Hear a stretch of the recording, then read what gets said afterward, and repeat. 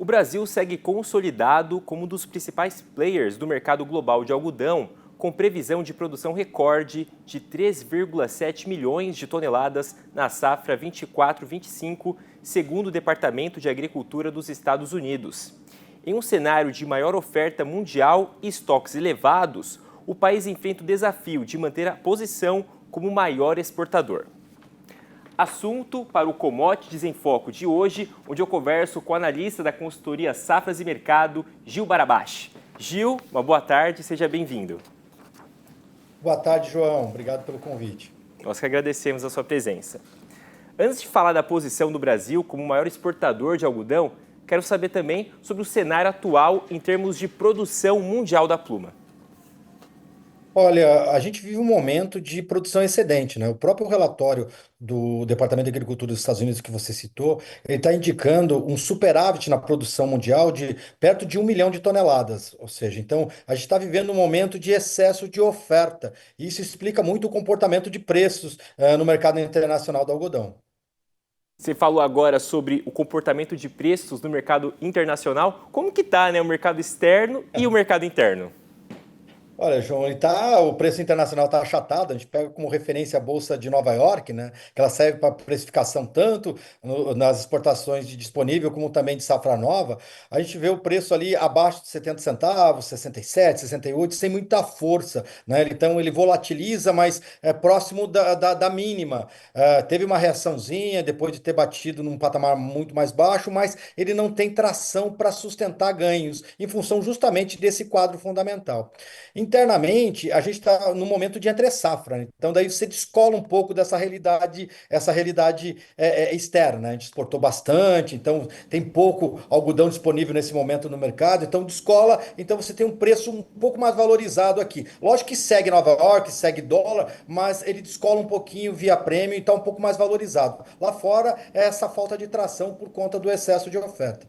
Então, diante desse cenário que você está nos mostrando, como que você classificaria as condições do produtor?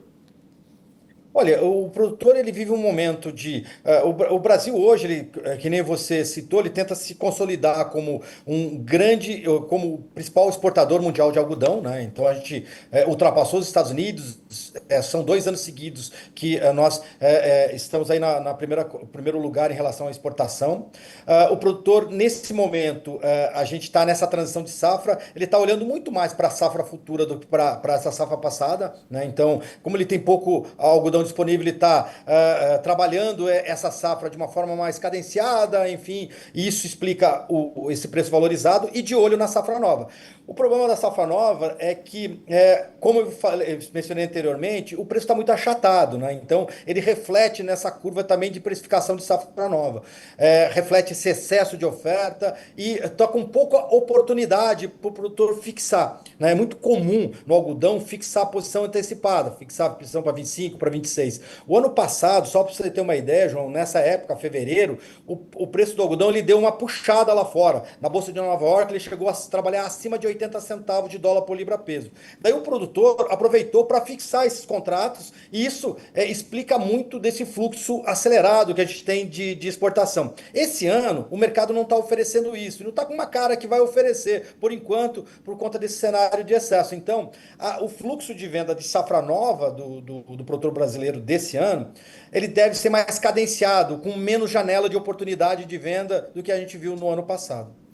O Gil, em janeiro, as exportações brasileiras alcançaram volumes recordes, com mais de 415 mil toneladas de algodão embarcadas. Recorde para o mês, né? E em 12 meses, o resultado também foi positivo. Isso deve se manter nos próximos meses?